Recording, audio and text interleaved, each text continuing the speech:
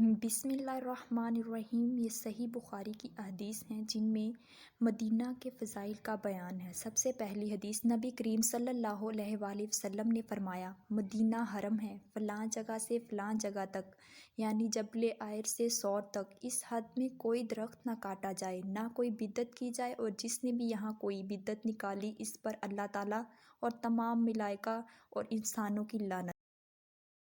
दूसरी अहादीस में नबी करीम सल्लल्लाहु अलैहि वसल्लम जब मदीना हिजरत करके तशरीफ़ लाए तो हज़रत सल्लल्लाहु अलैहि वसल्लम ने मस्जिद की तामीर का हुक्म दिया।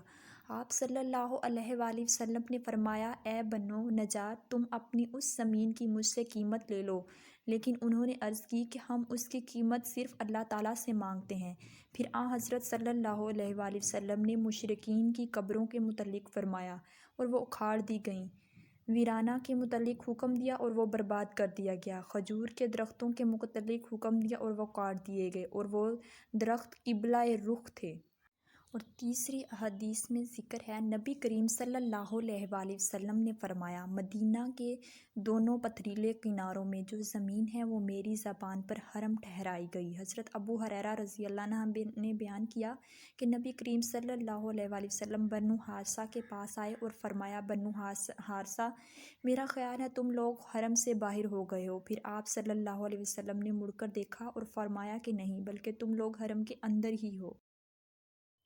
और हदीस में, मेरे पास किताबे अल्लाह और नबी करीम सल्लल्लाहु अलैहि वसल्लम के इस सहीफ़ा के सिवा जो नबी करीम सल्लल्लाहु अलैहि वसल्लम के हवाला से है और कोई चीज़ शरई अहकाम से मुतल्लिक़ लिखी हुई सूरत में नहीं है। इस सहीफ़ा में ये भी लिखा हुआ कि हज़रत सल्लल्लाहु अलैहि वसल्लम ने फरमाया, मदीना आयर पहाड़ी से लेकर फ़लाँ मुकाम तक हरम है। जिसने इस हद में कोई बिदअत निकाली या किसी बिदअती को पनाह दी तो इस पर अल्लाह और तमाम मलाइका और इंसानों की लानत है। न इसकी कोई फ़र्ज़ इबादत मकबूल है न नफल। और आप सल्लल्लाहु अलैहि वसल्लम ने फरमाया, तमाम मुसलमानों में से किसी का भी अहद काफ़ी है। इसलिए अगर किसी मुसलमान की दी हुई ईमान में से दूसरे ही मुसलमान ने बदअहदा की तो इस पर अल्लाह और तमाम मलाइका और इंसानों की लानत है। न इसकी कोई फ़र्ज़ इबादत कबूल है न नकल। और जो कोई अपने मालिक को छोड़कर इसकी इजाज़त के बग़ैर किसी दूसरे को मालिक बनाए इस पर अल्लाह और तमाम मलाइका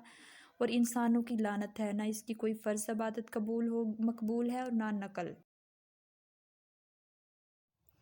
पाँचवीं अहादीस में 1871 में, मैंने अबू हुरैरा रज़ियल्लाहु अन्हु से सुना, उन्होंने बयान किया कि हज़रत सल्लल्लाहु अलैहि वसल्लम ने फरमाया, मुझे एक ऐसे शहर में हिजरत का हुक्म हुआ है जो दूसरे शहरों को खा लेगा, यानी सब का सरदार बनेगा। मुनाफिकीन इसे यसरब कहते हैं, लेकिन इसका नाम मदीना है। वो बुरे लोगों को इस तरह बाहर निकाल कर देता है जिस तरह भट्टी लोहे के ज़ंग को निकाल देती है। अगली हदीस में हम ग़ज़वा तबूक से नबी करीम सल्लल्लाहु अलैहि वसल्लम के साथ वापस होते हुए जब मदीना के करीब पहुँचे तो आप सल्लल्लाहु अलैहि वसल्लम ने फरमाया कि ये ताबा आ गया।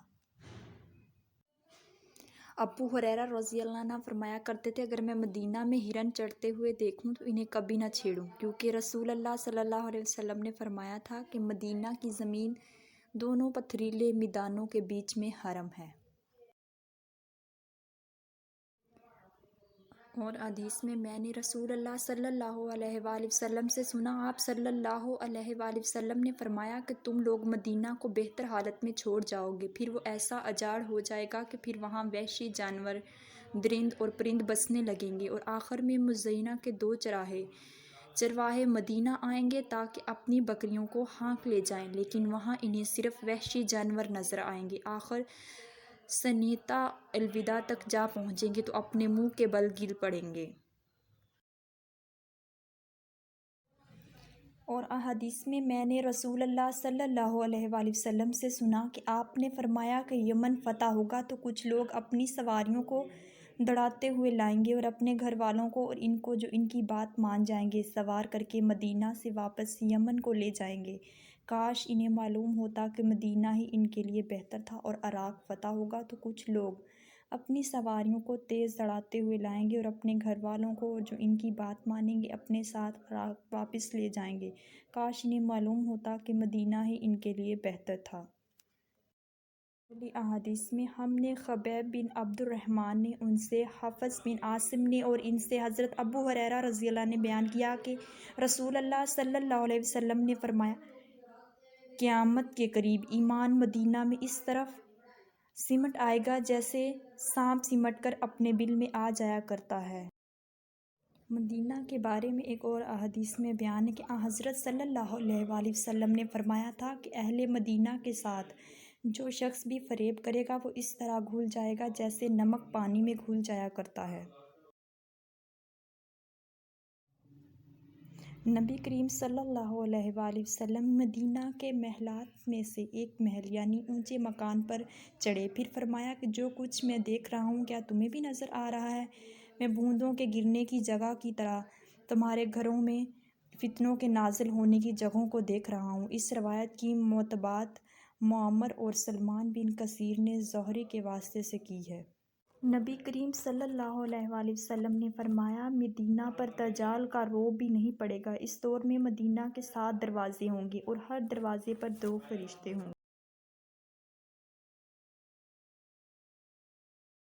رسول اللہ صلی اللہ علیہ وآلہ وسلم نے فرمایا، مدینہ کے راستوں پر فرشتے ہیں، نہ اس میں طاعون آ سکتا ہے نہ رسول کریم صلی اللہ علیہ وآلہ وسلم نے فرمایا، کوئی ایسا شہر نہیں ملے گا جسے دجال پامال نہ کرے گا سوائے مکہ اور مدینہ کے۔